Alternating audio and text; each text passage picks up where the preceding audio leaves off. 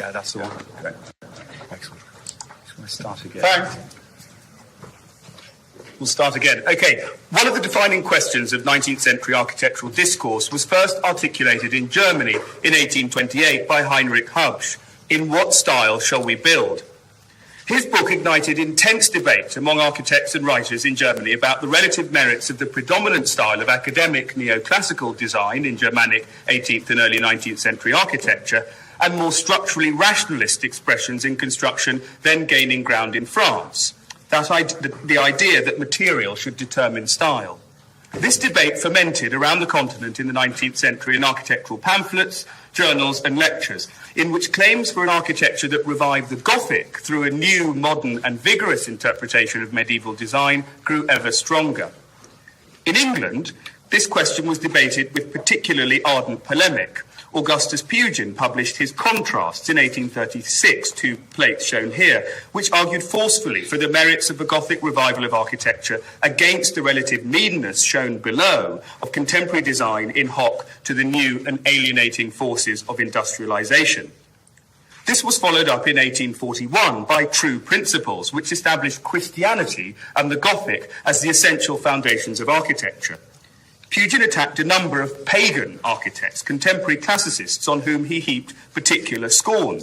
And Ruskin, a little later, refined the revivalist argument, insisting that the nature of Gothic architecture was explained by the freedom of the craftsman in the process of construction. And on the left, I'm showing you O'Shea, Henry O'Shea, one of 2 craftsmen working on Dean and Woodward's new university museum for Oxford, pictured in the centre, of which Ruskin on the right was a champion.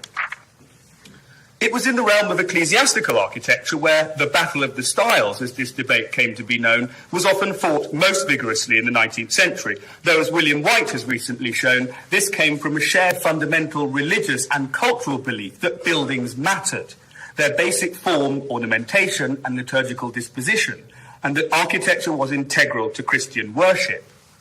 The Battle of the Styles, however, reached fever pitch when a secular project in 1859, in which Lord Palmerston successfully blocked Sir George Gilbert Scott's Gothic designs for the new government offices at Whitehall, now the Foreign Office, which resulted in a modern Italianate palazzo design shown above. Style had seemingly become an issue of national importance. Or was it, in fact, a proxy for questions about national character and politics? In reality, the Victorian period should be characterised as an age of doubt, in which the dilemma of style, paraphrasing Joe Mordaunt Crook, overwhelmed architectural discourse. And if the question, in what style shall we build, echoed down the 19th century, at the dawn of the 20th, the assessors of the competition for a new Anglican cathedral in Liverpool were unambiguous in their response. The style, they wrote into their competition conditions, shall be Gothic. The Diocese of Liverpool had been founded as late as 1878, and despite a winning design for a new cathedral being selected after a competition in the 1880s, it was only in 1900 that efforts were revived to solicit designs for a new complex of buildings.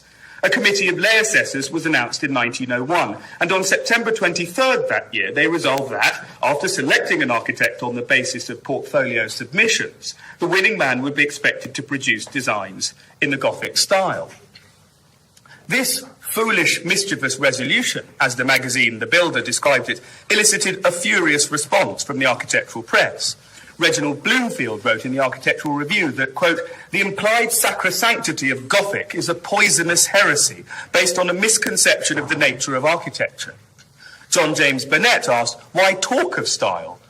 And J. Alfred Gotch condemned the, quote, widespread fallacy that Gothic is an ecclesiastical style. The committee, the AR concluded, simply did not realise how little they were appealing to the prevailing spirit in the art by prescribing a strict adherence to any historical style, and how much talent they must exclude by limiting the competitors to Gothic.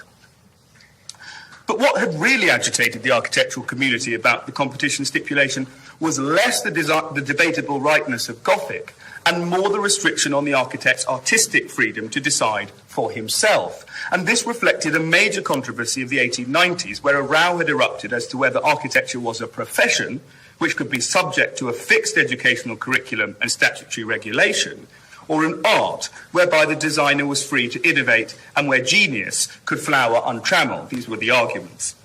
The Architectural Review's anger was also aimed at procurement, the way that the competition had been organised. Professionals, it was felt, were better placed to select good designs more than powerful lay patrons. And so, the famous architects George Frederick Bodley, who had just designed Washington Cathedral, pictured here, and Richard Norman Shaw were announced as assessors for the competition instead. Norman Shaw, an arts and crafts architect in his last years pioneering a classical Queen Anne revival, was an ideal candidate. He wrote in 1902 that, quote, "we were all intensely Gothic and intensely wrong." As a result of the Architectural Review's campaign, the Gothic stipulation was removed and the competition period extended. Of 102 portfolios, 85 of which had come from Britain, there were in the end very few classical submissions.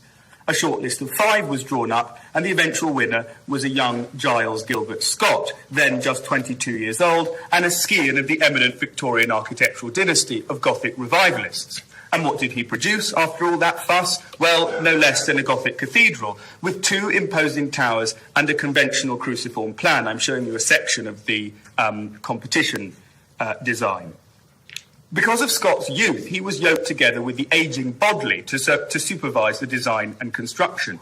And this unhappy partnership was, for Scott, mercifully brought to an end when Bodley died in 1907. By then, only the Lady Chapel had been built, and Scott, now appointed sole architect, seized the opportunity to radically alter the design. By 1909, he had produced a new scheme. The 2 central towers and single transepts, which dominated the initial proposals, were inverted so that there was now one single great tower of 280 feet and double transepts, with the truncation of the nave from 6 bays to 3, as we have in the design as built. The building, as Hope Bagnall, the acoustics expert, wrote in 1921, was, quote, composed of well-known elements about a new focal point, namely the central tower, rather than the east end. This central space, shown under construction here, 72 by 200 feet, is formed by the tower crossing and placed the worshipper right in the centre of the action, achieving a unique unity to the design. And the building in Woolton red sandstone, seen in the perspective on the previous slide on the right, gave it its distinct pinkish tone, enlivened by white pointing between the ashlar blocks. But was it really a Gothic design? Well, arguably, the building was repeatedly praised all throughout its construction for somehow eluding style, for being meaningfully modern in its handling not only of mass and volume, but also detailing.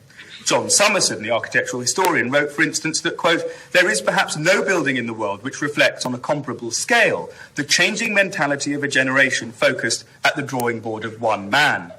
And Joe Morden Crook has noted how, again, quote, "over a period of 3/4 of a century, the style of decoration changed from English to Spanish, and from archaeological to abstract, from neo-Gothic to neon-Gothic."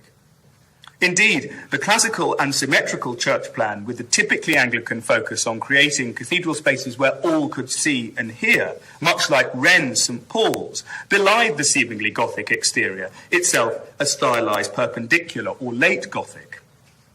In other words, Scott as a designer and the critics commentating on him were all constrained by the language of style while desperately trying to wriggle free of it. Style had become a kind of straitjacket. The question, in what style shall we build, was now felt to be outdated and irrelevant. Architects were searching for the emergence of a new mode of architectural expression appropriate for their own age. So what does all this tell us? It all may seem very remote from the interwar years, which is the subject of this lecture. This was a competition, after all, that was concluded 15 years before the end of the Great War. And my opening example of big church architecture may suggest to you that I'm that sort of architectural historian, all church plans and country houses. But the competition for Liverpool Anglican Cathedral, the interior of which you must, if you haven't already, go and see, introduces some of the big themes and ideas to be discussed over the next hour and a half or so.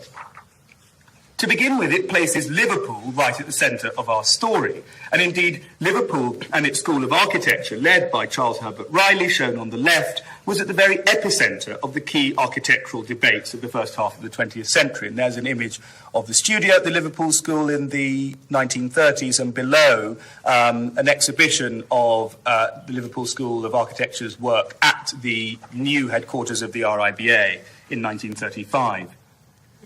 And the school produced architects who went about designing buildings not only all over the country, but all over the British Empire. Secondly, it introduces Giles Gilbert Scott, another protagonist in our story, a man who went on to design major monuments of the period, like the new University Library for Cambridge, Battersea, and Bankside power stations, now the latter now the Tate Modern, and Waterloo Bridge, but who also bequeathed us the ubiquitous red telephone box, which continues to animate the public realm today. Thirdly, it immediately challenges the rigidity of periodization. Life in interwar Britain did not begin in 1918, nor did the world transform simplistically after 1945. Currents of design practice, of architectural theory and criticism and so on evolved from the 19th century and carried forward into the mid-20th. Liverpool Cathedral itself was not complete until 1978. In other words, it spans the whole of our period and exceeds it. And finally, this opening vignette, I hope, starts to move us on from this tricky issue of style, which tends to be the way interwar architectural history is told. It's fine. Oh, that's all right. Sorry. It suggests that this eschewing of style, this discomfort with the language of style, was felt by contemporaries to be something new and meaningful. It sounds, does it not, radical and modern, and yet this was a question being grappled by precisely the sorts of architects that modernists came to dismiss as traditionalists and historicists, as too concerned with facadist details to grapple with new possibilities of spatial disposition and the new requirements of rapidly and radically changing industrialised society. But style, or more importantly form, is still pertinent because it mattered to some of the people we'll be discussing. My argument is simply that it didn't obsess them in a way that historians have thought, and that it didn't, or at least shouldn't, determine not only what is interesting to historians, but more importantly what is of value to you as future professionals and practitioners. So you'll see a variety of different architectural languages, Neo-Georgian, Tudoresque, modern and modernist, across a number of different typologies. The normal account of interwar architecture is to emphasise either the irreconcilability of these styles with the experience of modernity, to see retrenchment or whimsical fantasy in them, or conversely to look at the futile attempt by some of the age's leading architects precisely to reconcile traditional architecture with the modern, what was often evoked as the middle line or golden mean between these so-called polarising forces. What I want to do instead is establish right from the start that all of these buildings are modern, all took place under the register of modernity, and all should be understood as valid architectural expressions. Understanding them on their own terms, I think, makes them part of the rich and complex story of 20th century architecture and helps you, perhaps to understand what lessons they hold for the future of architectural design. So this lecture is not about style, but it is about buildings, and we're going to look at a lot of them, probably too many, but in a way that highlights the social and political aspects of architectural culture. What I won't have time to do, simply because our subject is too big to deal with in just one lecture, is introduce some of the other things which architects were doing in the interwar years, what else they thought was part of their job description. But I'll mention them very briefly here, really by way of encouragement, a sort of teaser to go away and find out more. Architects, for instance, particularly if you were trained here in the interwar years, in the Liverpool School, were interested not just in individual buildings as they felt their Victorian forebears had been, but also in planning. There was such a thing as the architect planner at this time. We just don't often hear about it. At Liverpool, town planning was called civic design, and the best and most readable material on civic design is written by Arthur Tristan Edwards, who was also a student here in the 1910s, and pick up his rather eccentric Good and Bad Manners in Architecture, published in 1924, and you'll start to understand what I mean. And there were a number of major pitched battles in planning in which architecture participated. The creation of a new road in London, Kingsway, or the rebuilding of an old one, Regent Street. or the carving out of an arterial road network to relieve congestion in cities, along which many of the factories of light industry congregated, and beyond which rows and rows of suburban housing were laid out in ribbons that you can see in the bottom image here. What had been there before were largely open fields and agriculture seen in the upper image, and this was another abiding concern of the period's architects, the preservation of rural England, and the assault on the countryside by what contemporaries called villadom, i.e. suburban sprawl. For this, you should turn to Clough Williams-Ellis's England and the Octopus, which led to the establishment of the Council for the Preservation of Rural England, the CPRE, or Thomas Sharp's Town and Countryside, which argued that the salvation of the countryside was a clearer, more forcefully pro-urban vision of the city and what the city should be. These questions are, of course, particularly pertinent when we face the current dilemma about building on the Greenbelt, for instance. But it was not just landscape which was actively preserved by the architectural community, it was monuments too. And alas, we will not have time to think about how architects fought, and fought each other, especially over the preservation of their architectural heritage. This was a period in which we lost John Soane's Bank of England, shown here on the left and under demolition on the right, Nash's Regent Street, again, the old street on the left, the new being demolished and replaced on the right, the Adam Brothers Adelphi Terraces on the riverside in central London, and John Rennie's Waterloo Bridge. Many other monuments and buildings all over the country were also pulled down during this period.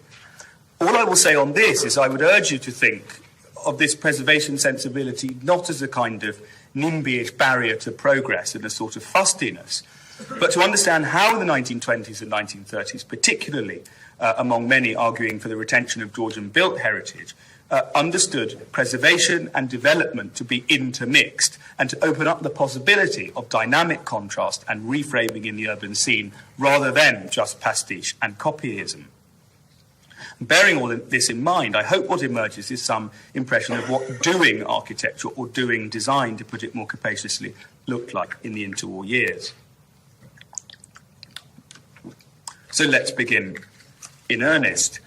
I said earlier that life in interwar Britain did not begin suddenly in 1918. It had, though, of course, for over 1 million, mainly young men, by then ended. And that was a fact not quickly forgotten by their friends, their families, and those who served beside them and survived in the Great War. The architecture of memorials, particularly those initiated by the Imperial War Graves Commission, established in 1917, had an immense effect on the architecture of the interwar years. Architects played an essential role in finding the appropriate visual and spatial language to express loss, a loss almost inestimable were it not indeed for the War Graves Commission, which so carefully sought to record the missing and the dead, not just the officers, but the ordinary privates, and not just the English, Welsh, Scots and Irish, but also the Africans, Indians, Canadian, Australians and others of various creeds and colours, who fought not just for king and country, but in the name of empire too. As Gavin Stamp has written, quote, "The War Memorial, one that commemorated not a victory or a victorious commander, but human sacrifice, was a comparatively new conception which had emerged in the previous 19th century.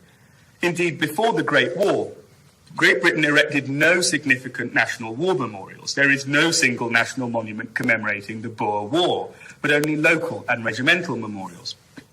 British architects had, however, been enlisted to memorialise the Second Anglo-Boer War of 1899 to 1902 in South Africa itself.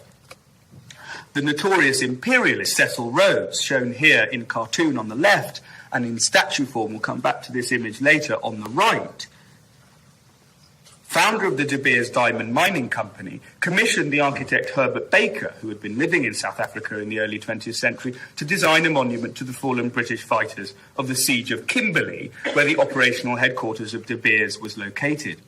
Rhodes had been Prime Minister of Cape Colony, one of the 4 British South African colonies which would later constitute the United Dominion of South Africa, and had been behind the Jameson Raid, which had kick-started the Second Boer War. And his problematic presence in Kimberley as the Boers rounded on the town had made matters worse and not better. So in part to atone for this, Rhodes bankrolled Baker's travel round the monuments and temples of the ancient world in Italy, Greece and Egypt in order, quote, to formulate an adequate commemorative response to those who had fallen.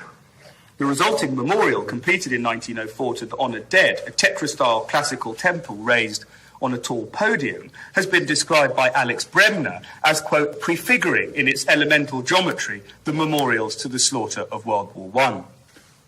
Rhodes and Baker's Association led to Baker's commission for the Union Buildings of Pretoria, the administrative centre and commemorative complex to the unification of the Cape Colony and Boer republics, built between 1910 and 1913.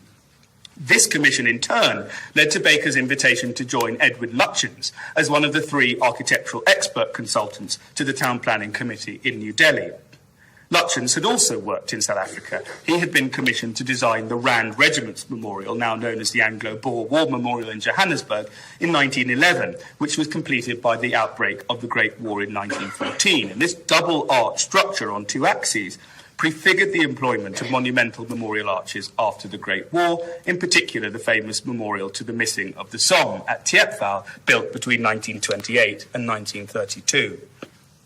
Lutyens, born in 1869 and died in 1944, was in his day considered the greatest living architect since Sir Christopher Wren. A typical Lutyenesque coining, the Renaissance, encapsulates neatly the great debt the Edwardian and indeed interwar generations felt to the architecture of Wren and the English Baroque. On the left is a dome from the Belfast City Hall by Alfred Brumwell Thomas, and on the right is a portion of Wren's Greenwich Hospital. But I could easily have chosen the Port of Liverpool building, for instance, as a comparison. Having established a career as the consummate arts and crafts architect of housing for the Edwardian nouveau riche, by the start of the 20th century, he was increasingly drawn towards classicism and the architecture of the Renaissance. And one of his first attempts in this new direction was offices for the magazine Country Life, 1904 to 1906, on Tavistock Street, a title which had ironically helped to secure his preeminence in the vernacular domestic sphere. The grandstanding Edwardian Baroque produced by Lutyens and many of his contemporaries was an architecture felt to be fit for the greatest empire the world had supposedly ever seen. And architects and buildings played an important but still perhaps little understood role in fashioning the image of late imperial Britain and in reimagining its administration and commerce. The best-known example of this is, of course, the building of New Delhi, when, during the famous Delhi Durbar in 1911, George V decreed that the capital of the British Raj was moved from Calcutta to Delhi, the historic capital of the Mughal Empire, which had preceded the advent of the British. Here, Lutyens, who sat on the Delhi Town Planning Committee, won the commission to settle the layout of the new capital on grand axial lines, inspired by the Beaux-Arts, and to design the Viceroy's Palace, now the Rashtrapati Bhavan, a building which combined Eastern and Western classical elements, including its famous dome. The work, stalled because of war in around 1917, were not completed until 1929. And Herbert Baker was the other significant player in the laying out of New Delhi, and as the burden of Lutyens' work increased, he designed the neighbouring Secretariat buildings. As work on New Delhi stalled in 1917, Lutyens and Baker, now having finished work in South Africa, were invited by Sir Fabian Ware, a journalist and colonial administrator, who had indeed been active in the South African colonies, to consult for the newly established Imperial War Graves Commission. And for this body, Lutyens helped to determine the basic layout for the Stone of Remembrance, which were sort of secular altars placed in all imperial war graves with over 1,000 burials, and in many villages and towns across the country. The secular nature of these memorials was particularly controversial by the Anglican Church especially, but Lutyens was highly sensitive to the fact that these mass graveyards were for soldiers, as I said, of all denominations and none from across the British Empire, Hindus, Jews, Muslims, Roman Catholics and atheists, not just Anglicans. And this aspiration chimed with Ware, who had successfully banned the repatriation of bodies from the front and established the premise that there would be no private memorials. Headstones, shown here, would be uniform, bearing only the name of the soldier, his military class, regiment, and any relevant religious symbols. And this was intended to democratise the memorialisation of the dead. These mass cemeteries, uniform and neatly arranged and profoundly architectural, were silent cities, as the late Gavin Stamp described them in a pioneering exhibition on this subject in the late 1970s. This whole enterprise of memorialisation in the First World War was a relatively new concept because so many ordinary men were called up to fight and were killed. Memorials had, of course, tended to be for military victory. Here's the Arc de Triomphe. Or in Britain, the Marble Arch, designed by John Nash and originally in front of Buckingham Palace. The secular and democratic mode, which Lutyens helped to establish, had its fullest expression in the design of the cenotaph on Whitehall in London. Originally, this was a temporary structure of wood and plaster painted to look like stone, seen on the left, for the Peace Day celebrations in 1919, but was eventually replaced with the permanent Portland stone version we see today. But the greatest statements of memorialisation were the great arches constructed in the 1920s and into the early 1930s, and we'll focus just on two.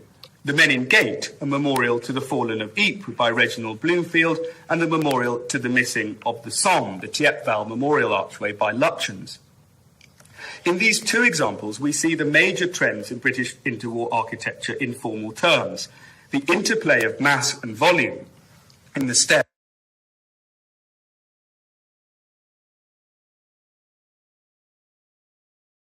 almost pyramidal structure of interlocking arches in Lutyens' Thiepval monument, and the more cautious, austere and conventional Menin Gate by Bloomfield. So we'll take Bloomfield briefly first. Despite the depth of the processional gateway, you can see that there's a kind of flatness in Bloomfield's work, not just here, but also in many of his projects, which demonstrates his kind of academic classicism. It's seen, for instance, in the facades of Regent Street or in the Hedgerow Parade in Leeds depicted here. And this was a common feature of interwar architecture, particularly as architects were tested by the arrival of the steel frame. But it wasn't just a lack of technical imagination. Sometimes facadism, the integrity of the streetscape, the muted and the ornamental in the grand manner, as Bloomfield liked to call it, had genuine intellectual integrity behind it, even if we struggle to see it now.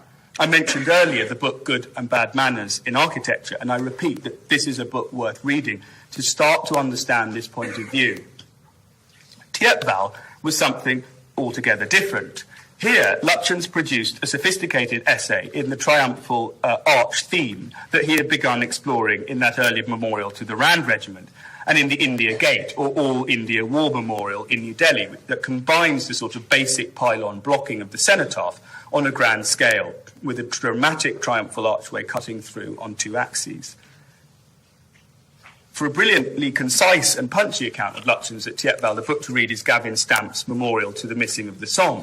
And in that book, he draws attention to the use of the interlocking arch spatial motif in Lutyens' unbuilt magnum opus, the Roman Catholic cathedral intended for Liverpool, of which only the crypt was built.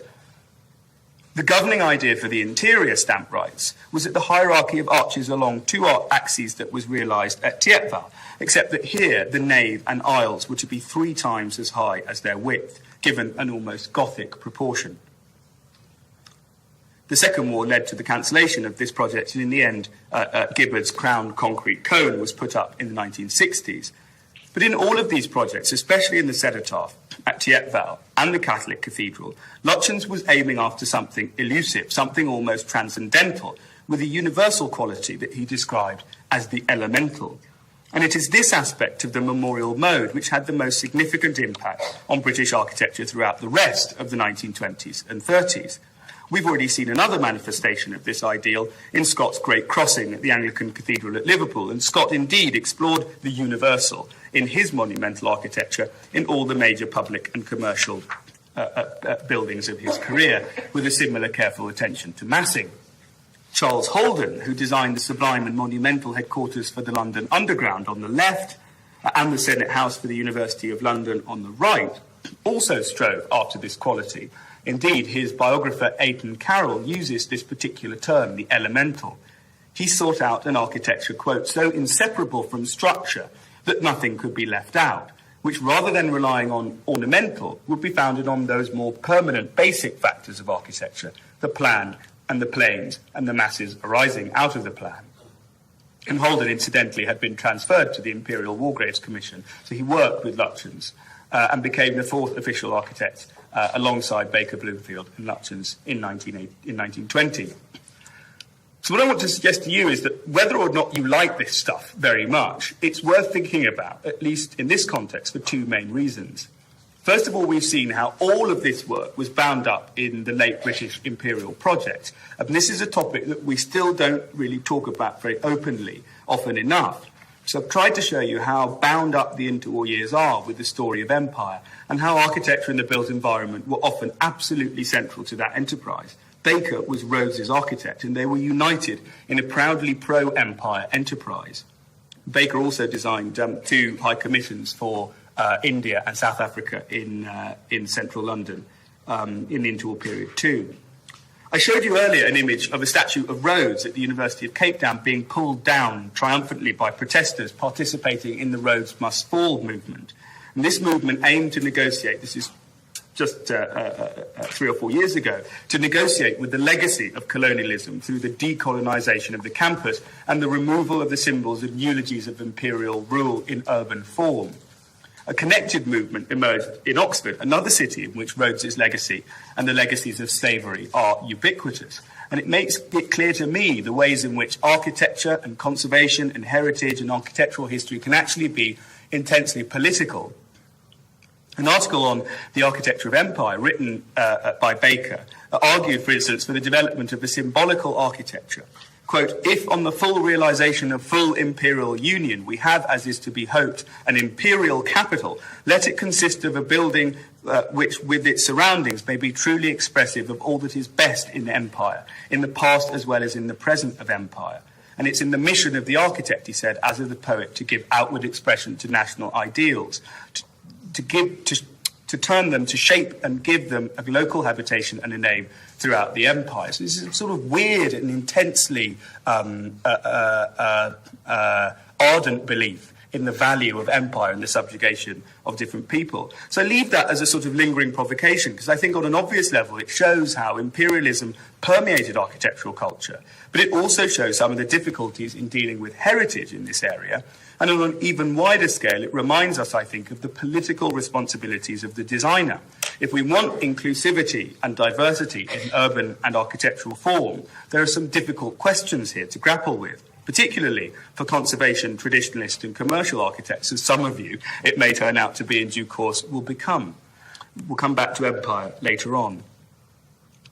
So I've dwelt on the design of war memorials, and these examples in particular, because they helpfully introduce you to three of the most important figures in the architectural world of the interwar period: Lutyens, Bloomfield and Baker.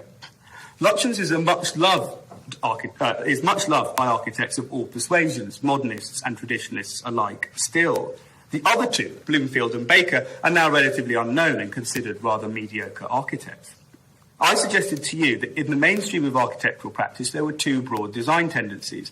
The first was this inherently three-dimensional approach to design, of which Lutyens was the supreme example. But the powerful massing setbacks, towers and grand spaces was also prevalent in a number of the leading architects of the day. Vincent Harris, a Lutyens aficionado, but who probably was the most successful architect of public buildings, especially town halls and civic centres, also explored the possibilities of expressing mass and volume, more often than not with a classical dress. This is Sheffield Memorial Hall. Ernest Berry Weber, his best-known pupil, also shows this. This is Southampton Civic Centre. And this method of composition owed something to the École des Beaux-Arts in Paris, indeed where many American classicists of the early 20th century had studied, and which strongly influenced C.H. Riley's Liverpool School and some of its most successful students like Herbert J. Rouse. This is the George Dock Ventilation Tower.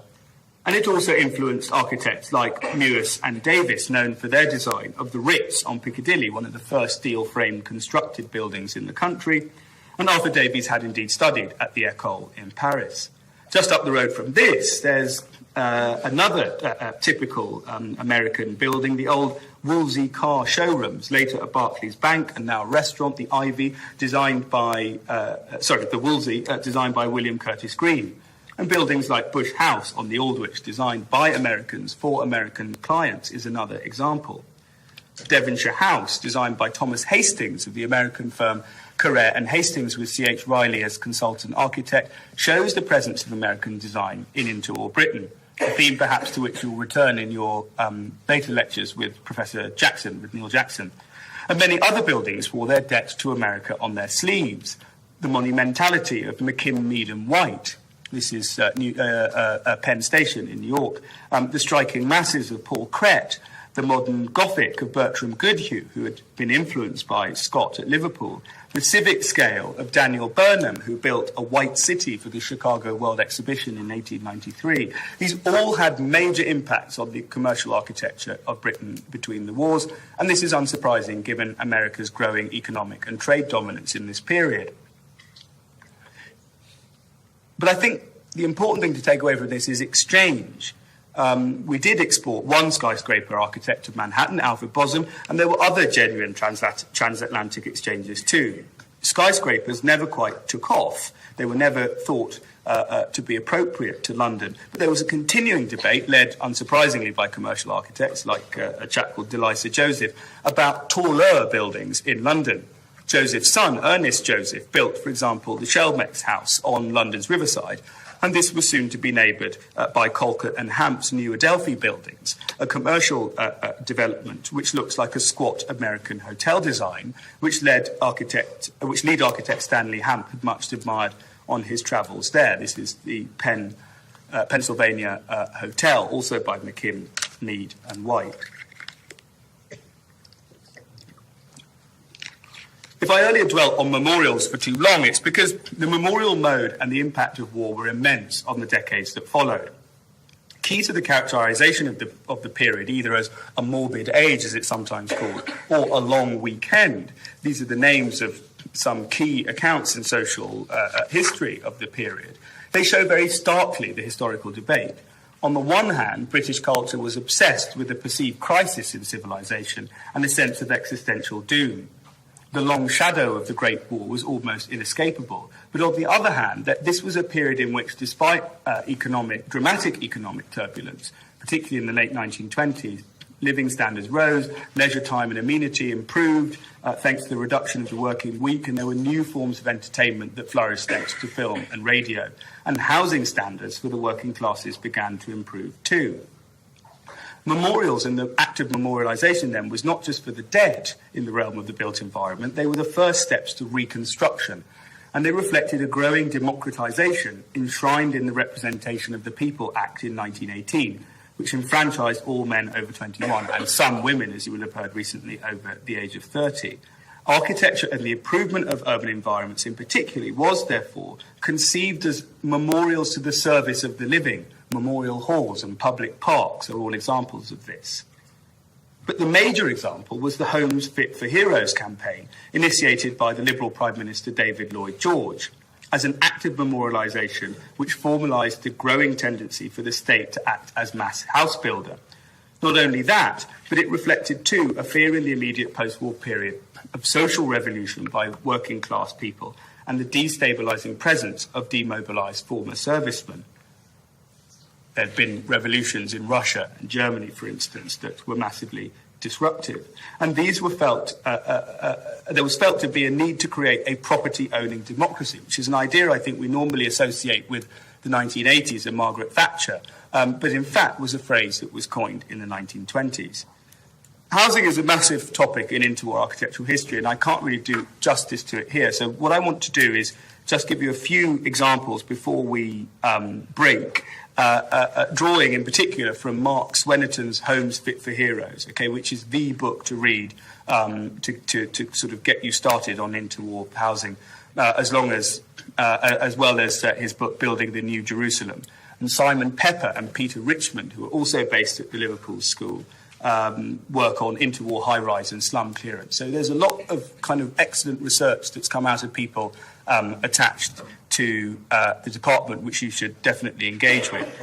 And my headline message is, if you're doing studios on housing or crits where you want to include a bit of contextual information in your presentations, don't just jump straight to post-war tower blocks or low-rise high-density housing solutions of the 50s and 60s.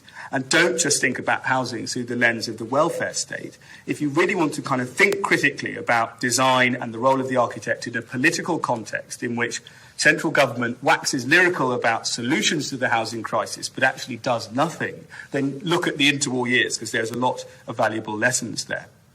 So I want to be really clear about what I want you to get out of this. Firstly, that the housing question has two essential aspects. There's the building of new housing, that's adding to the housing stock, and then there's the clearance of slums, so getting rid of old and unhealthy, dilapidated housing stock, and then what should replace them. But first, we need to be very clear on what the Garden City movement did to housing design and housing standards in this country at the end of the 19th and early 20th century. So the second takeaway is about suburban housing, about neo-Tudor semis and neo-Georgian cottages or modern villas in suburbs outside all the major towns and cities in London, and we'll come back to those. And then the third is actually about the low-rise, high-density housing development in the interwar period, which is, I think, a really important aspect of housing typology and urban morphology, which isn't really discussed in the interwar period. These are, broadly speaking, questions about what housing should look like and where it should go. And that's absolutely central, obviously. But I also want you to think about delivery as we go through this. What were the different ways in which the interwar economy could get people, designers, politicians, and even lay people, what were the ways that they thought housing could raise building standards for the maximum number of people? Okay. In the 19th century, working-class housing and housing for the poor was causing massive social and public health problems. Slums were a scourge on Victorian society. Architectural critics and theorists have been calling for improved dwellings, slum clearance and economic reform from the middle of the century. Ruskin is possibly the best known of these today, and he in turn inspired William Morris, the father of the arts and crafts movement. But there were many others, including George Godwin, who was a long-time editor of The Builder, and C.R. Ashby, who was involved in the settlement movement at Toynbee House in East London. And combined with social reformer Ebenezer Howard's Garden City movement, these social, political and architectural movements birthed Raymond Unwin, a young engineer and committed socialist who published a book called The Art of Building a Home in 1901.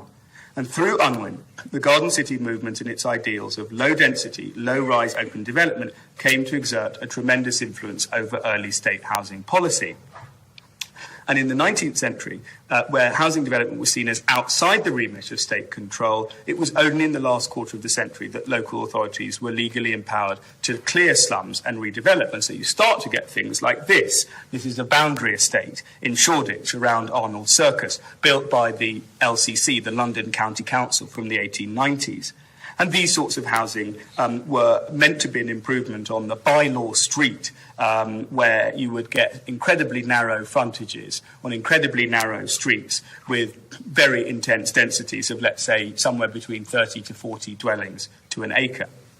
So what Howard did was he took Ebenezer Howard and the Garden City movement took a radically different view to housing reform, saying that the key barrier to good housing and quality of life was the city. So he said, abandon the city to satellite towns, which will be girdled by a green belt. This is partly where the idea of the green belt comes from. And that would combine the best of urban and rural life. If 41 dwellings to the acre was what the city offered, the Garden City movement advocated a density of more like 12 dwellings to an acre. And this is what a sort of ideal Garden City house by Unwin and his partner Barry Parker looked like at Letchworth in Hertfordshire, which was the first Garden City, and that's the plan below. Unwin was also appointed to design Hampstead Garden Suburb in North London.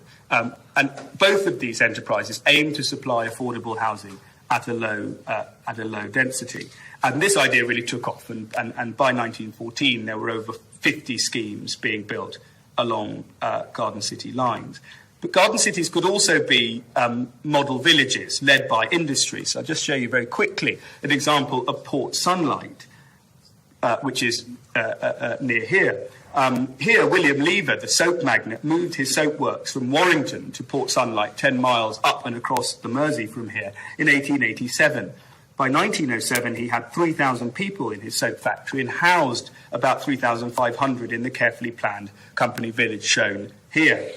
When he arrived, there'd been about 28 houses, so that's in about 1889 in the top image, and by 1909 there were about 720. And this was all about providing welfare benefits to employees, about housing, providing them with housing, profit sharing, pensions, sick benefit, and so on. And I'm offering these to you as a sort of provocation about, what should the massive modern corporation actually be supplying to its workers aside from 0 hours contracts. But what I want to do is I'll jump to this sort of another tradition in interwar housing, which kind of grew out of the Liverpool School here in the 1910s. And this came out of the sort of Beaux-Arts classicism of civic art or civic design, as I mentioned earlier. And it was Riley and his colleague Stanley Adshead, who was the first professor of civic design, who kind of propagated this idea from 1909. And some of the school's more influential students, like Tristan Edwards, who I've mentioned a couple of times, were involved in defining and disseminating this other approach to housing. The core of their message was that the Garden City's various strands promoted quasi-rural living, which combined supposedly the best of town and country. And these sort of highly romantic and individualistic homes with vernacular detailing in the arts and crafts tradition was kind of outdated. It wasn't supplying what people actually wanted, the sort of urban condition in which they wanted to live. So their position was much more forcefully pro-urban. If city life was broken, it should be fixed, not abandoned. And they preferred more formal composition and expression in the Georgian tradition, in terrace squares and crescents. I mentioned Port Sunlight earlier, and that was one of the first places that we can look to kind of trace this alternative tradition where Riley designed a sort of pioneering crescent of neo-Regency cottages. And I'm showing you here some images from Dormanstown near Redcar, which is another sort of model village built by the Dorlonco Steel Company. And the point was that Adshead and Ramsey and Patrick Abercrombie, who was also at the Liverpool School, used the Dorlonco system to design these neo-Georgian cottages. Tristan Edwards, whom I mentioned earlier, would also come to champion high-density, low-rise housing, and he was a fierce critic of the Garden City movement. He felt that the best sort of city was one where the domestic and the civic kind of coexisted. And he used manners, this was his favourite phrase, as sort of pretext for urbanity, whereby buildings and people in cities show each other and their context a particular kind of deference. And these ideas were developed into a series of concrete proposals through the 100 New Towns Association, which he founded in 1933. And I'm showing you just the back cover of his, the first edition of his pamphlet, and then a map of how he proposed to scatter these 100 new towns. And you'll notice the sort of exclusion zone around London, whereas what the Garden City was saying was, let's build lots of satellite cities near London. He was saying, let's develop other parts of the country, in particular coastal cities, as you'll see. And he'd do this through a managed process of decentralisation. And his type plans showed the adaptability of terraces and squares to different topographical situations. And he included type plans for houses too. And so you can see here, you can trace a sort of descent from this high-density, low-rise housing through people like Patrick Hodgkinson and arguably through people like Neve Brown and through Leslie Martin in the post-war period. They were all aware of Tristan Edwards and his pioneering work. So I think we can pause there. So we've sort of done the boring stuff, and we can move at a slightly faster pace. But I think it's worth just getting that sort of basic introduction into the big names and the big themes.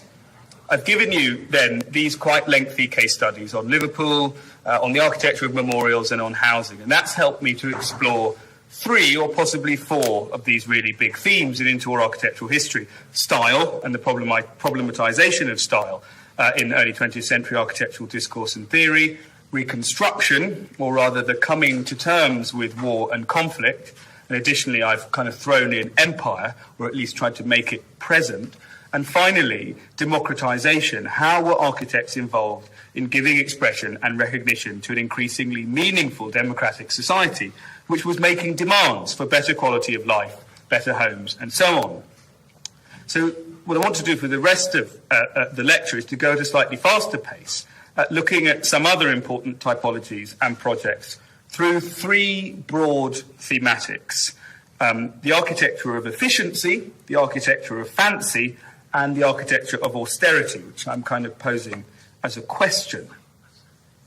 These three themes, I think, speak to different ways of seeing the interwar period. Efficiency evokes the modernity of the period, the excitement of new technology and techniques, a streamlining reaction against the fustiness of the Edwardians and Victorians. Fancy conjures up the world of Evelyn Waugh's bright young things, the Roaring Twenties and the Jazz Age. And austerity, of course, refers to the typifying of the age as one of high unemployment and financial fluctuation, of parsimonious authority. And in all of these, I hope you'll see some parallels to questions that you face as designers today. To me, efficiency maps onto our own obsession with the transformative potential of the digital. Fancy, perhaps, onto our eclecticism and pluralism. And austerity links, I think, both to our generation's political reality and to in the questioning of it, the kind of growing progressive backlash against it.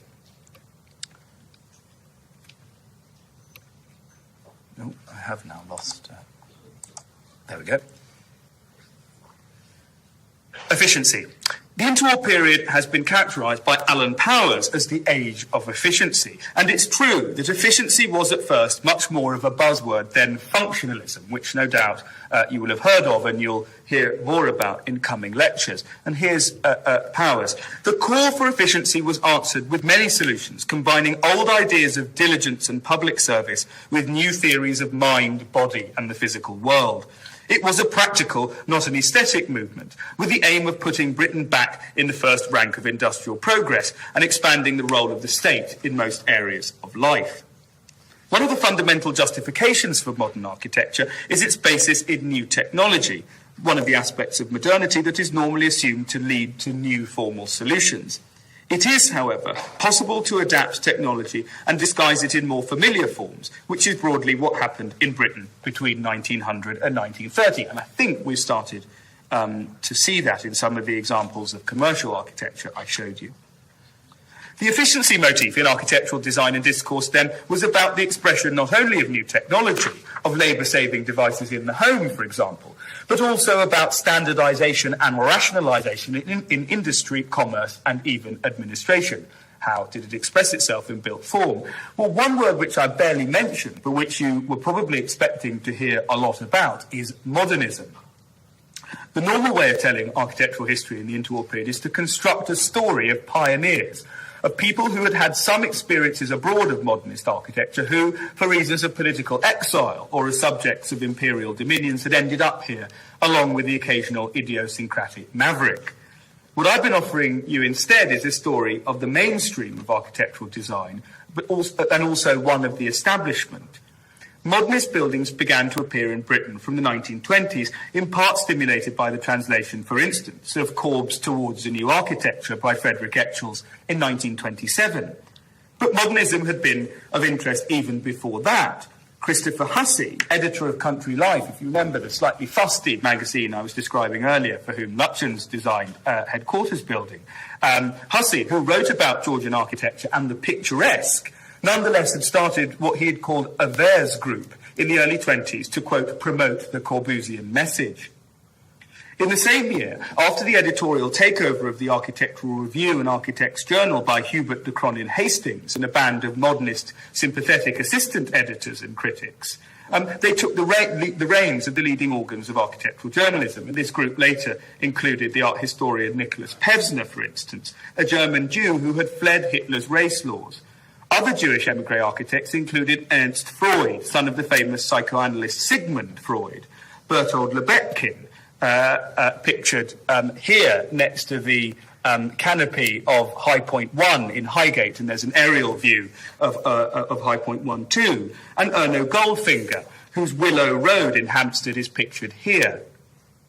And there's Goldfinger at the bottom. Many of these architects worked on domestic commissions in and around Hampstead, mixing with artists, musicians, and other cultural figures, and contributing greatly to the dissemination of new ideas in design.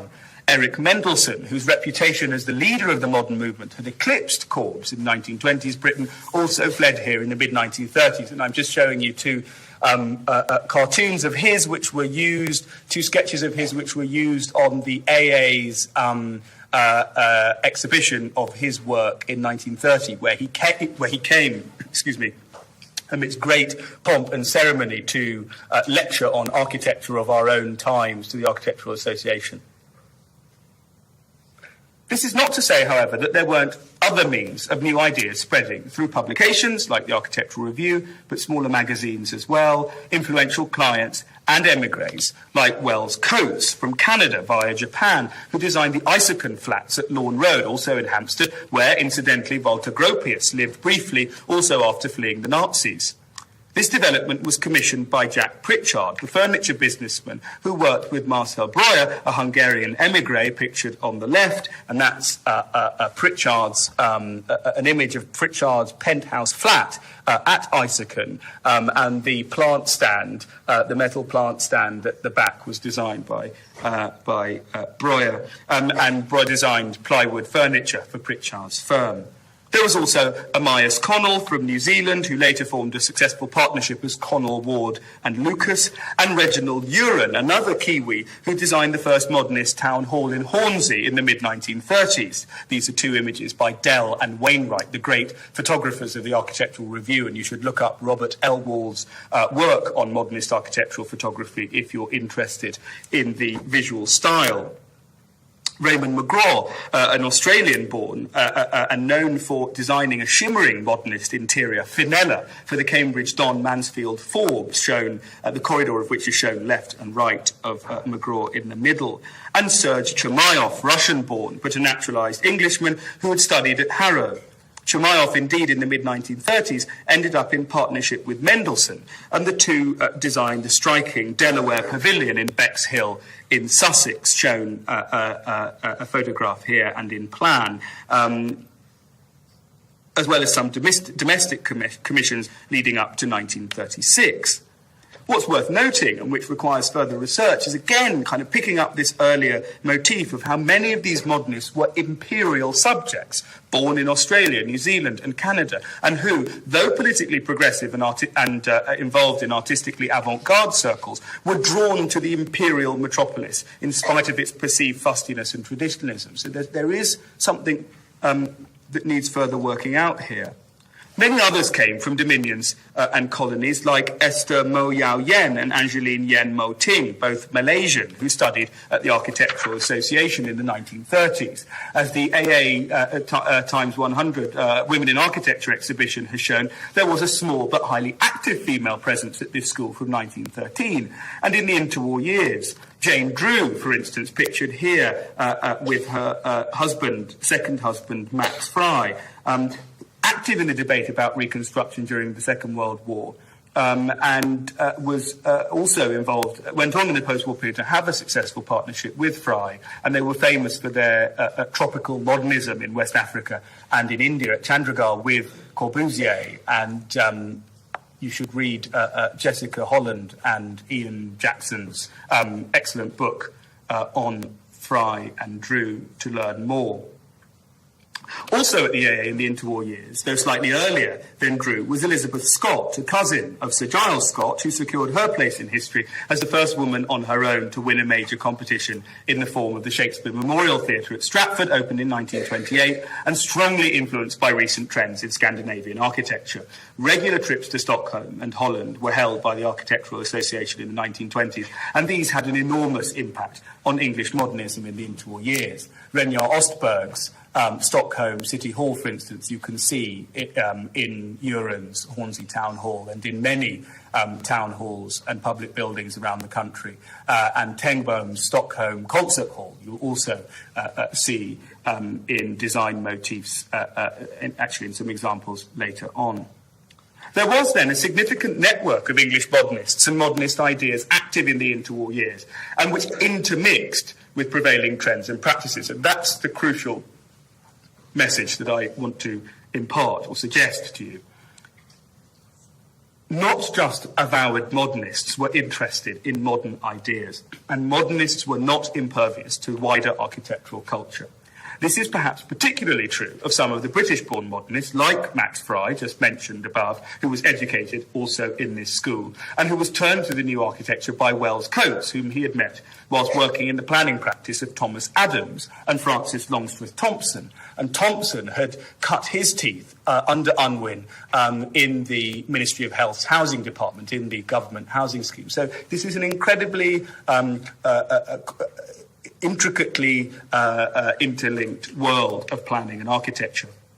There was also Frederick Gibbard, another architect who understood planning and who designed Pullman Court in Streatham, which opened in 1937. And this block of flats featured labour-saving devices and new technology like gas fires, wireless radio sets, and a built-in icebox. So here's this idea of efficiency in the home. And Gibbard went on, of course, to design Harlow Newtown and the Roman Catholic Cathedral, which I've already shown you.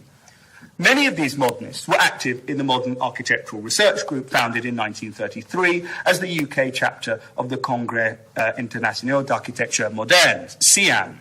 And this is an image of the Mars Group. You can see with Korb and Wells Coates to the right, Chermayeff second from the right, and Max Fry on the far right there.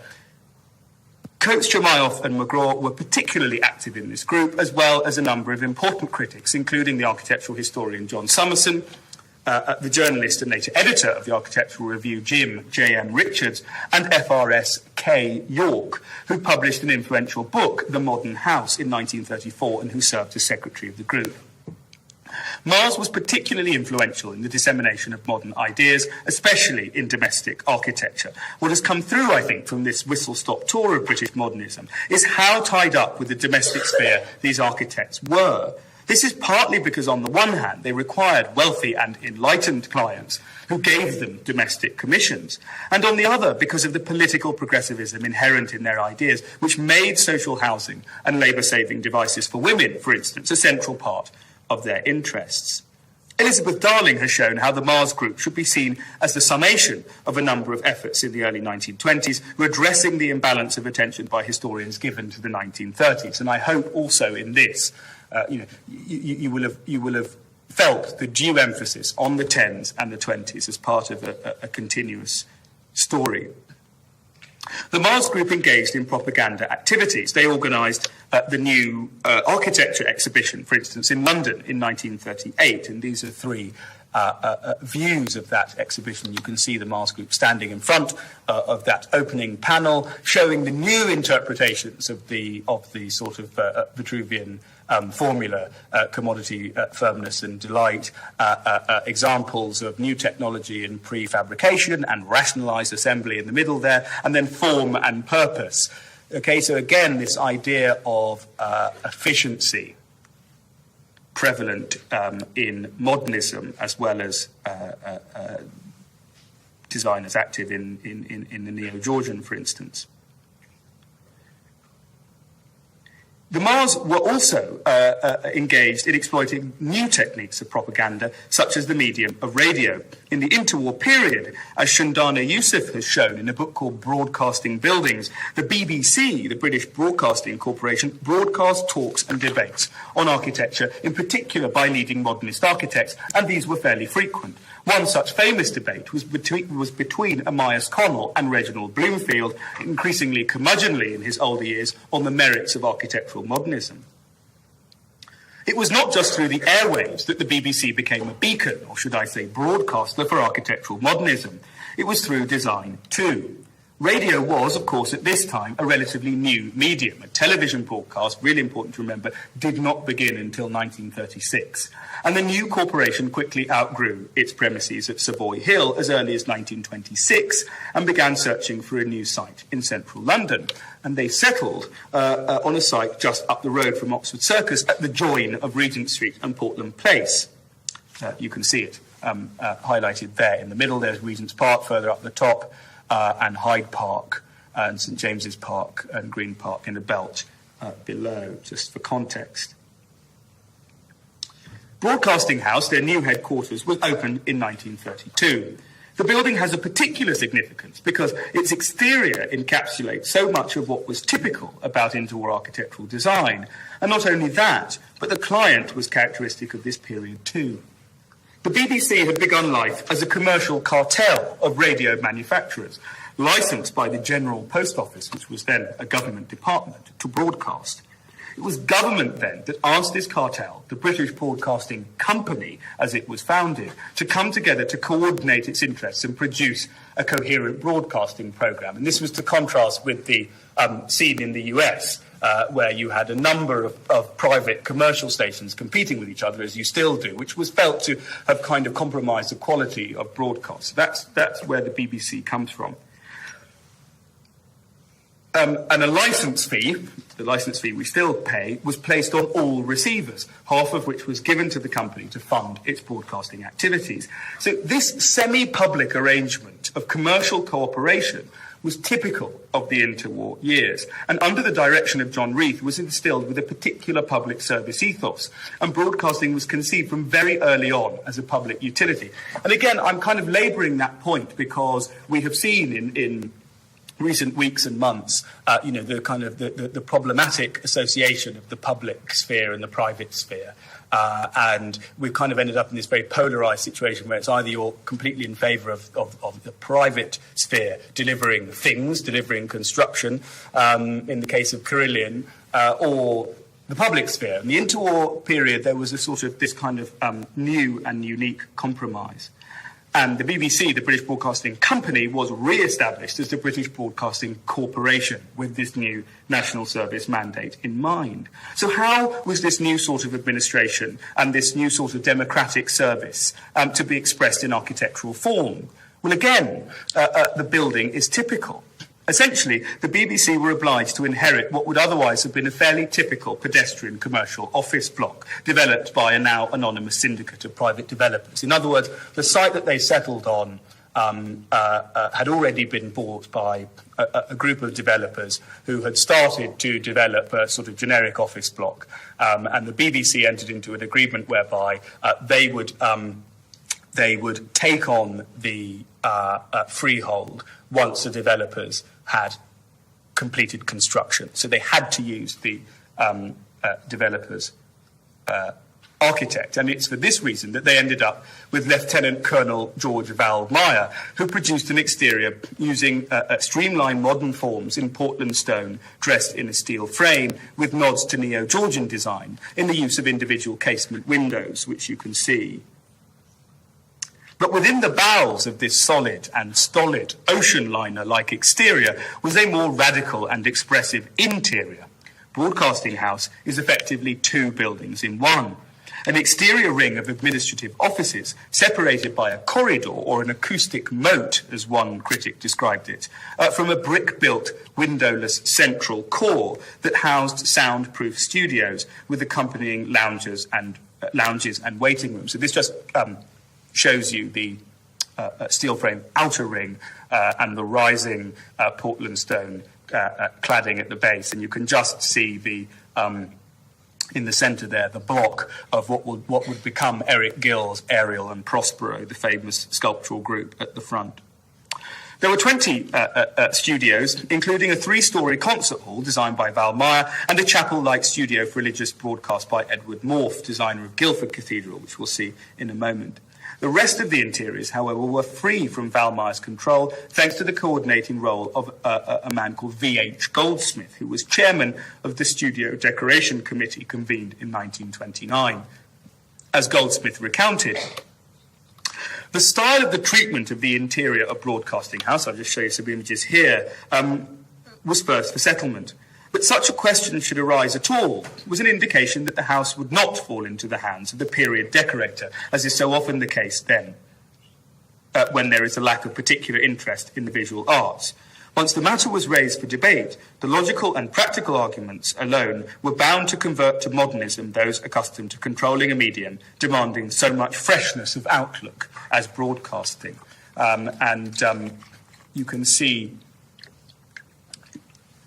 on the bottom right there is Morph's chapel studio, which is probably the most conservative of the interiors in Broadcasting House. McGraw was the coordinator of a band of young modernists, including Wells Coates and Chermayeff. McGraw helped to standardise fittings like telephones, signal lights, chairs, mic stands, door lettering and signposting. Wells Coates' rooms were considered to be the best. He helped coordinate the technical tools and equipment with the studio furniture, using modern materials like tubular steel and anodised aluminium, laminated wood paint and lavender grey cellulose lacquer. There were metaphors from aviation too, the new modern means of transport in these studios, such as the dramatic control panels seen below, a form of sort of primitive mixing desk, which was meant to evoke the cockpit of an aeroplane. The normal account of this building is, therefore, that it shows perfectly the great clash of architectural style, to go back to that Vex term, in the interwar period, and the changing of the guard from unadventurous architects like Ballmeyer to more ambitious avant-gardists like McGraw and Coates. And there's an element of truth in this. Ballmeyer, an oversensitive man who by pure accident had landed on the biggest job of his career, undoubtedly resented the young Turks of the modernist camp. But this was as much about institutional politics as it was about a new battle of styles among architects. A more useful way of conceiving of all of this, I think, is as a tension between individualism or eccentricity and the need to express the corporation and collective endeavour, between, in a sense, the private and the public. And this is something we see time and time again in the interwar period, through Frank Pick, the managing director of the London Underground, who worked with Charles Holden on extensions to the Northern and Piccadilly lines, as well as for their headquarters at 55 Broadway in Westminster, which you've already seen, a building that's rather similar to Broadcasting House in many ways. There's Holden top left and Frank Pick on the right, and a model of Balham Station, one of the Northern Line stations extending south. It's also seen in the rationalisation of electricity in the interwar period. Electricity provision had been at first a private and then a municipal enterprise, but the need for a coordinated national grid led to the need for a network of electricity pylons designed by Reginald Bloomfield, again in his older age, morphing into more and more sort of gangster image, or the coalescing of the London electricity interests into the London Power Company in 1925, who then commissioned Giles Gilbert Scott to dress up their engineers' designs for a new power station at Battersea. And what I find really interesting in all of this is the architecture profession's interest in these projects, because they didn't necessarily need to be, or clients didn't necessarily need architects. Architects were there to negotiate this sort of public part of the commission as much as the private wishes of the client. Much of this attitude of the efficiency theme in interwar architectural history can be expressed by one of Frank Pick's famous maxims, fitness for purpose, which was in fact the clarion call of the Design and Industries Association, a body founded in 1915, again, to see these sort of pre-war or wartime continuities, to promote British industrial design, and which brought under its fold not only people of the arts and crafts, but also people like Pick, people like Pritchard, and people like Chermayeff and Wells Coates. And it also involved an intriguing figure in interwar culture, Lawrence Weaver. And Weaver allows me to neatly segue into the second thematic, architecture and fancy, through his involvement with the British Empire exhibition. And there's a picture of Weaver. The British Empire exhibition ran across 2 seasons in 1924 and 1925, and it was one of a number of strategies initiated or supported by government to stimulate inter-imperial trade, a major political preoccupation of the day, which we needn't go into now. John Simpson and Maxwell Ayrton were the architects of the exhibition, with the engineer Owen Williams, who designed the D10 Boots factory in Nottingham, which is well worth looking up if you don't know it, as consultant engineer. They designed the old Wembley Stadium, famous for its twin towers, and the main palaces of industry and engineering, with arts put in Palace of Arts in the second season. So you can see the broad layout, again, a typical sort of Beaux-Arts axial layout, much like New Delhi, much like Burnham's plan for Chicago, which we saw earlier, and at the bottom on the left and on the far left of the right-hand image, you can see the old Wembley Stadium, and these were aerial photographs, aerial photography, another great new medium of the interwar years, shown with the wing of the plane in the way of the lens there. These were all in Beaux-Arts classical style, as I've just said, but built out of concrete. Okay, so there is, as we saw in Alan Powers' quotation earlier, this interest in new materials, even if using old forms. A number of pavilions were designed by various architects for different colonies and dominions. These are just some more images of the Palace of Industry and the Palace of Arts. And in some instances were highly problematic. These are the sort of primitive pavilions of the African colonies, and there were also particularly ugly spectacles like native villages, so they effectively imported tribespeople to perform tribal ritual for gawping at visiting British tourists.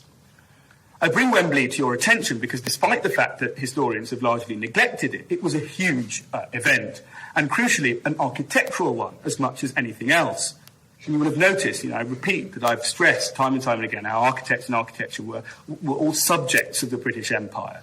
The Empire Exhibition attracted 17 million people in the first year of its operation, and though it had an anticipated audience of 25 million, that's still an enormous number. And they traversed an 88-hectare site with gardens, pavilions, and a 19-hectare amusement park, in which 56 of the 58 countries of the British Empire participated. Sir Lawrence Weaver, who was director of the UK exhibits at the British Empire Exhibition, so all the commercial and trade exhibits, recorded his experiences and thoughts on his exhibition making in a riveting book called Exhibitions and the Arts of Display, published in 1925, richly illustrated with examples of work from the Wembley panel, a crop of architects cultivated by Weaver, who designed many of the stands and fittings thanks to his patronage. And the primary message of the text is around coordination of design for group advertising. So there's a real similarity between our earlier example of the BBC and of the London Underground. And the employment, once again, of these architects show the spectrum of styles of the period. And this was a real novelty in British exhibition design, to use architecture to coordinate different industries. They would normally, otherwise, they would design the infrastructure as Simpson and Ayrton had done, but often it would be specialised stand fitters who would do things like the stands I'm showing you. So what Weaver was doing in employing architects was elevating the arts of display to a standard worthy of the lofty ideals of inter-imperial trade and commerce. And I'll just show you a few more examples of architectural work. These were all done by leading architects like Clough Williams-Ellis, who I mentioned earlier, wrote the book England and the Octopus.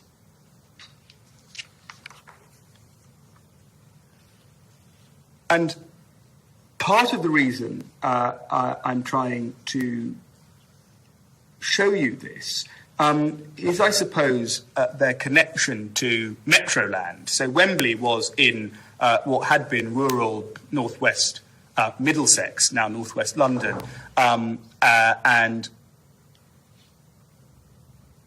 20 years before the exhibition, most of it had been largely open countryside with small villages dotted around. But in the 10s and 20s, formerly rural Middlesex was transformed by aggressive development by the Metropolitan Railway Company, hence the name Metro Land, whose train line ran through these areas north into the Chiltern Hills, and they were followed by other private developers.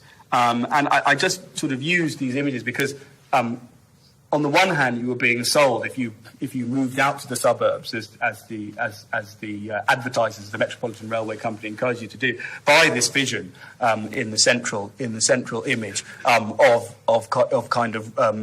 sort of bucolic rural life. On the other hand, it was a site of this enormous imperial exhibition. And it was these sorts of houses which were eating up the countryside through unplanned sprawl.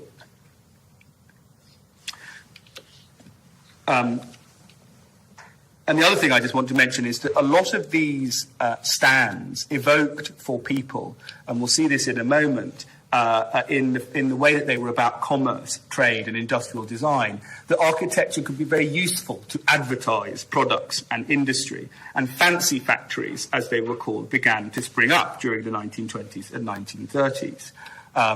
And here's an example.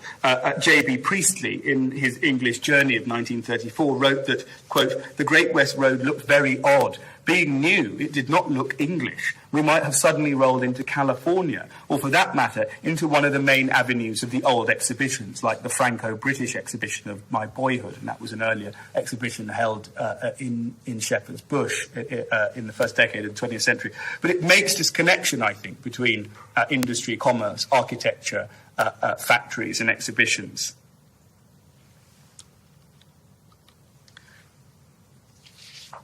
Let's have a look. So we'll just run through very quickly things like the Hoover Factory by Wallace Gilbert and Partners, which shows these were called the fancy factories. I mean, I try to use contemporary images, as you would have noticed, which is why a lot of them are black and white. But if you're ever in Perivale, you should see the brilliant colour of the Hoover Factory, of the Firestone Factory on the Great West Road. Indeed, the Great West Road had a golden mile of factories, as it was known, leading west towards Syon Corner, including Henley's Garage, shown there at the top, with a curved concrete canopy and a 130-foot advertising tower in lacquered copper and a neon clock face. Simmons Aero Accessories, also by Wallace Gilbert and Partners, which had a plane-like plan and a sculpted figure of a pilot and an eagle at the top of the enormous tower, and the Springvale Electrical Stand Fitting Company, which resembled a ship's bridge. The Great West Road was a sort of 1930s Las Vegas strip, and indeed many of the factories were illuminated at night to give precisely that impression. The Wallace Gilbert and Partners factories stood out in particular because of their colour and ornamentation. These owed much to a fad for all things Egyptian, precipitated by the discovery of Tutankhamun's tomb by Howard Carter in 1922. And the Paris exhibition, the exhibition of decorative arts, from which the phrase Art Deco, which is normally applied to this period, came, though in the 1960s, had helped to spread this Egyptian language globally. In London, Camden, specifically the Carrera cigarette factory of the mid-1920s, is another brilliant example of factory architecture as advertising. And you can see the Egyptian motifs in commercial architecture again. Adelaide House in commercial architecture, which we're not going into in a great deal of detail, by Burnett and Partners from 1925 on the riverside just by London Bridge, is another example. Just off Regent Street, Ideal House was designed as the headquarters of the National Radiator Company, a European subsidiary of an American company, which resembled a miniature of its New York parent company's skyscraper shown on the right. There was also Dickens and Jones on Regent Street itself, which used Egyptianizing blocky ionic scrolls on its thin Portland stone facade, shown in detail at the top there. Indeed, the whole of the Regent Street, which was rebuilt between 1906 and 1927 to increase the ground rents for the Crown Estate, used various decorative motifs, both in the block facades and shop fronts, to attract the new breed of consumers, the middle classes travelling in from the new suburbs peripheral to the capital, like Wembley and the other towns of Metroland. The old shops of Regent Street were increasingly competing with larger and larger department stores. So here's an example of the transformation of Regent Street. On the left is the old Liberty and Company, and on the right is East India House, which is the, again, imperial theme, but was the sort of new flagship store of Liberty. And below is Vigo House on the right. It is the newer block, which now, I think, Burberry occupy. And this is the Tudor House, which was the main Liberty headquarters just off Regent Street. You can see it on the top right image there, just peeking down Great Marlborough Street. Another example of this sort of element of fantasy, built with the timbers of the decommissioned HMS Hindustan and the HMS Indomitable by Edwin Thomas and Edwin Stanley Hall, father and son, or Selfridges on Oxford Street, designed by American and British Beaux-Arts leaders, including Daniel Burnham, with giant order, highly ornamental Ionic columns appended to steel stanchions. This theme of fancy and fantasy lent itself also to the realm of film, and the new typology of the picture house or the cinema, greatly advanced in this country by the passing of the Cinematograph Act in 1927, which imposed a quota of British films on cinema operators, and which led in turn to a rush for cinemas to attract audiences to ensure they received the best films. The Carlton Cinema on the Essex Road in Islington is symptomatic, again, of the Egyptomania I've just been describing, but there could also be Moorish villages in the atmospheric interior of the Astoria in Finsbury, shown here in Finsbury Park, or the Gothic fantasy of the Tooting Granada. So we'll end, or start to end, with the architecture of austerity. Because the interwar years are typically characterised as ones of economic depression and social deprivation, as I've hinted several times already. And so what I want to do is try to present very briefly a slightly more optimistic view of things by looking at aspects of public architecture. The civic centre, a topic on which I could bore you to tears, was the name given in the interwar period to grouped municipal buildings, often around and including a town hall. They would include facilities like a public assembly hall for dances and shows and other entertainments, a council chamber and suite of committee rooms, a rates hall where people could pay their local taxes, and municipal offices where the business of administration would get done, and then perhaps sundry other facilities like courtrooms and police accommodation, fire stations, central public libraries, and sometimes sports and other recreational facilities. Just sort of think of that as a vision of your local authority, because we don't have so many of them anymore. The idea of the civic centre had come from America, from progressivist political circles around some of the major metropolises of New York, Chicago, San Francisco, Denver, and Cleveland, and it entered architectural and planning discourse in this country via C.H. Riley and Lord Lever at the Department of Civic Design in the School of Architecture in Liverpool. And it was propagated by the department's journal, the Town Planning Review.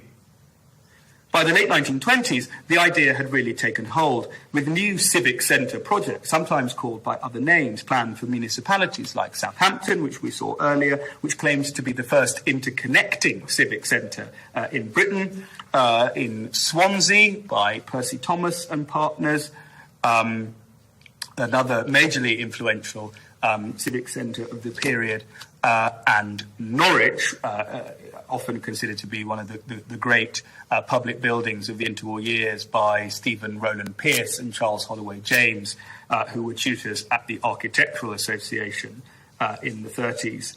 Other older Victorian municipalities, which had built grand and patrician town halls in the 19th century, like Bolton, like Leeds, and like Manchester, shown here, aggrandised their existing buildings with extensions or additional buildings. So I'm showing you Alfred Waterhouse's Manchester Town Hall at the top, and then the aerial view. So there's the old town hall of the Manchester Town Hall extension and Central Reference Library, shown more clearly here by Emmanuel Vincent Harris. Civic centre, in other words, became a byword for modern urban governance, for a way of the municipality demonstrating all the civic services it offered to the townspeople. The idea of the civic centre was one which endured until the 1970s. It was flexible enough to accommodate different conceptions of local government as the infrastructure of the post-war welfare state started to be built up in the 1930s. But the diminution of local government under Thatcher meant that the idea no longer held so much sway as an index of civic pride and municipal rivalry. But as I say, I introduce it here to encourage you to reflect on this as we enter a new age of devolution deals with new metropolitan mayors and, albeit waning, plans for a northern powerhouse. How could architecture once again reimagine the idea of the civic, perhaps through the civic centre? This whole question of the centre in civic centre is an interesting one. We take it for granted that we have different sorts of centres, particularly in urban life. Civic centres, social centres, cultural centres, leisure centres, health centres. But the centre, which is, again, a peculiarly 20th century and especially interwar word, seems to be a particularly Americanizing conception of the organizing of services. And it's one, I think, that has an analogy with the public and commercial corporation of collective advertising about which I've been speaking. And this is a theme throughout this introduction to interwar architecture, of things coming together and of architecture helping to do that, helping to define new spaces and new possibilities of connection. Especially in the health centre, another new phrase of the 1910s, which had important socially progressive manifestations in the interwar years. This is the Pioneer Health Centre, which housed the Peckham experiment from 1926, given new architectural expression in the mid-1930s by the engineer Owen Williams, who I mentioned as a consultant for the Wembley Empire exhibition. This centre provided birth control advice to local working class communities. Okay, this is massively emancipating for people in poorer areas of the country at this time, and created a social club that made it distinct from contemporary medical practice. This is partly why it closed down after the nationalisation of the health service in 1949. The Finsbury Health Centre is perhaps the more famous example, built on Pine Street in Clerkenwell in the late 1930s. In Finsbury, a borough with severe public health and housing issues in this period, there had been attempts to consolidate health services through a child welfare and maternity centre, a small vernacular neo-Georgian hut designed by Edwin Stanley Hall, who we encountered earlier as the architect of Liberties. But after the Labour sweep across the London councils in 1934, Finsbury Council developed a new and comprehensive Finsbury Plan, and a new public health department was established in 1936. Chuni Lal Ketal, chairman of this new body and later mayor of Finsbury from 1938, the first South Asian mayor in the country, approached Bertold Lebetkin's nascent practice Tecton, formed with 6 promising grad students from the Architectural Association, to take on this new and challenging brief. And together, Finsbury and Tecton landed their public health spaceship in autumn 1938. Built on an H plan and divided into 2 wings, fixed functions on one side and more fluid spaces like clinics and treatment rooms where it was felt spatial and material needs would change over time, were placed either side of a central entrance space. As Elizabeth Darling has described it, the sheer magnitude of the health problem in Finsbury goes some way to explaining the overwhelmingly didactic, if not dictatorial, character of the design. But its origins lie also in the model of healthcare which the centre embodied. Centralised, bureaucratised, there's space for offices and archives here, designed by architectural experts and run by health experts. Finsbury leaves the sense of a building created as a production line for health with little room for personal sentiment or self-responsibility. And I think you can argue that to an extent. I said earlier, and we'll start to wrap up now, that I wanted to show you what doing architecture or doing design, to put it more capaciously, looked like in the interwar years. And so I want to end very quickly by looking at one of the most representative projects of the period, the headquarters of the Royal Institute of British Architects, RIBA, that you should all hopefully know, to start thinking about what being an architect meant too. Because I think that if you, as the professionals of the future, have some understanding of that, you'll be better placed to think critically about the present of architectural practice and how to find ideas to change what's bad and save what's good.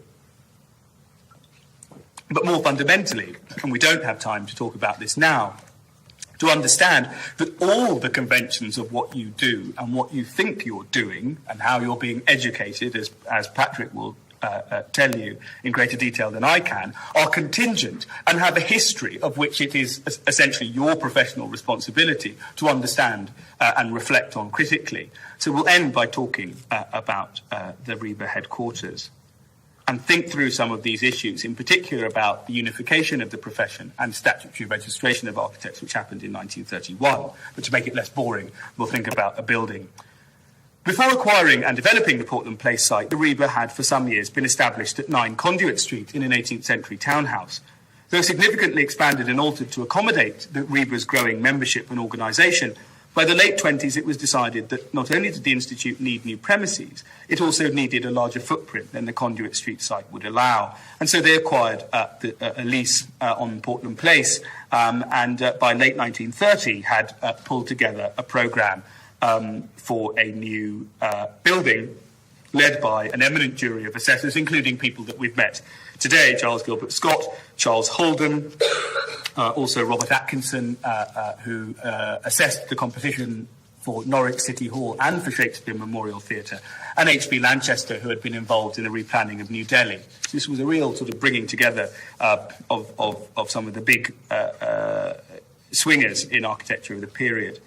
An open, empire-wide competition was arranged in 1931 and concluded in May the following year, partly according to RIBA's own rhetoric to help stimulate the sector after the crash. And it attracted 284 entries and was won by Gray Wernham, shown here lighting his cigarette on the left, known primarily as a housing architect. And though his design was not universally praised, he was considered the right man to be appointed.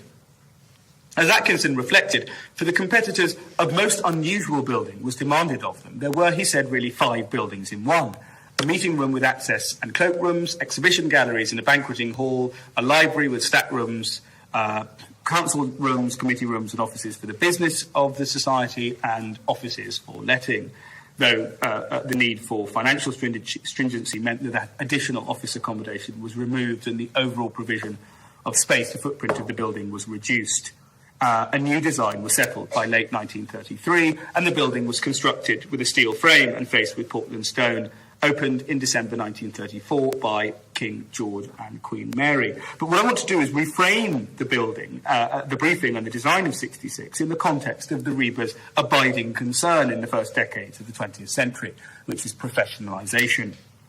These two projects are rarely linked, but I think that 66 in fact provides a useful prism through which to understand the battle for the Architects Registration Act of 1931, which effectively closed the profession and gave statutory recognition initially to registered architects and later just architects after an amending act in 1938.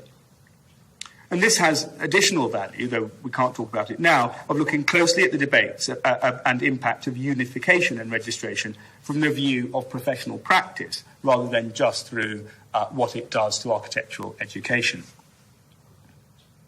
66 was a monument first to the so-called unification of the profession, which had been divided since the memorialist debates of the 1890s and before, the architecture or profession debate I alluded to earlier, and secondly and consequentially to the Architects Registration Act, which came into force in the same year that the Institute drew up its brief for the new premises. So it's obvious that this was on the RIBA's mind. Such a monument, I contend, was conceived because the RIBA's authority was highly contested, which is a fact we now often forget.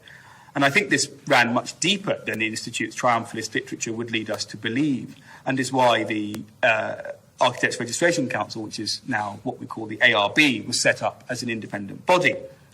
The Society of Architects, a splinter group set up to lobby for registration in the 1880s, had remained its biggest rival until the two bodies amalgamated, not, as others had hoped, federalised in the early 1920s.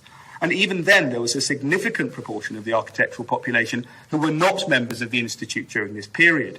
In 1921, the year the Society of Architects and the RIBA joined together, this was about 48%. And though by 1931 that figure had leapt to 71% of the profession as members of RIBA, that leaves 29% not members of the RIBA, and indeed within the 71% of members, there was often dissent and debate about what exactly the role and remit of RIBA was. The new premises were important to the RIBA because they stamped authority. They claimed for the RIBA status as the body of architects and the architectural profession, but also for the wider world of the building industry and the wider public. It projected a body, after all, and by major concession, a body without statutory authority for practitioners, of command and influence at a time, I would argue, as I've said, of anxiety and even vulnerability. All of this may seem rather remote from the building, but I think thinking in this way explains how and why, in parallel, the profession went through what I call a refashioning, an assertion of control and authority to reach architects in their growing public. And I think that's something that you, as aspiring professionals, ought to know about. What we must also keep firmly in mind is what sort of profession was being closed through the Registration Act. This was still very much the brass plate practice of the gentleman architect, and not the salaried local authority architect, which came to predominate after the war. And I think it's easy to make unfavourable comparisons between private practice and the sort of halcyon days of the post-war welfare state. But I think, actually, in a way, that sort of brass plate private practice, for better or for worse, resembles the sort of practices that you may well find yourself in your working lives. And anyway, the Registration Act, I think, was driven by a particular conception of architectural public service as much as it was by profit. 66 has often been likened to a gentleman's club with an air of exclusivity and impenetrability, a space for architects to discuss and officiate over the profession. Typologically, indeed, it does fulfill some criteria for this. The austere, box-like exterior with a strict classical gravity contains an interior with a grand central staircase, members' rooms and banqueting facilities, and private spaces for the conducting of institute work, like the council chamber and 2 large meeting halls. There's the Henry Florence Hall on the left, and fine materials furnish grand rooms arranged around a central axis. What I'm arguing here is that this is counteracted by the programmatic aspiration more of a town hall. There were spaces for public assembly. The multi-purpose Florence Hall had a sprung floor for dancing, but was also intended to host examinations and exhibitions. Indeed, exhibitions were a key part of RIBA policy for public education, an area which grew in importance as the Institute woke up to the need for publicity or public relations. The building's inaugural exhibition of international architecture, 1924 to 1934, I'm showing you the plan of it here, included sections on planning the dwelling, planning for health, the architecture of transport, and the architecture of pleasure. Okay, the sorts of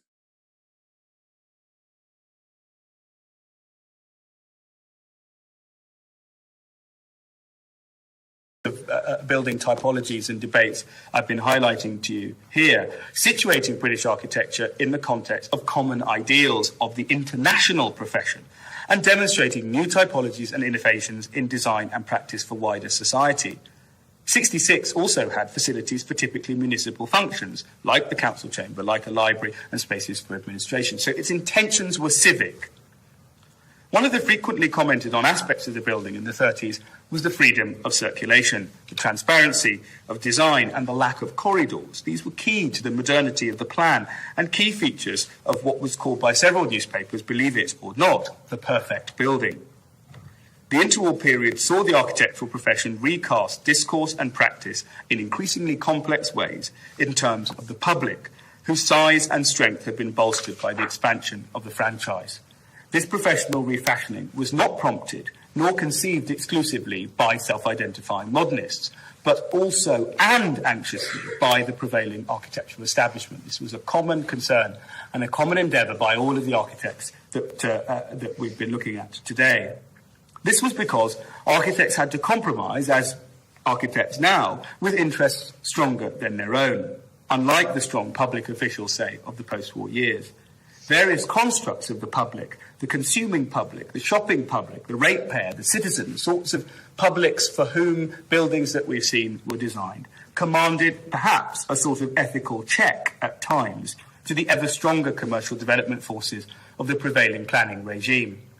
Architects spoke this language, I think, not just to recommend themselves to a growing democratic constituency, but also to influence and reflect the priorities of their new clients. 66 Portland Place was the profession's symbol, yes, but also its vehicle. And I think that's probably a good place to stop.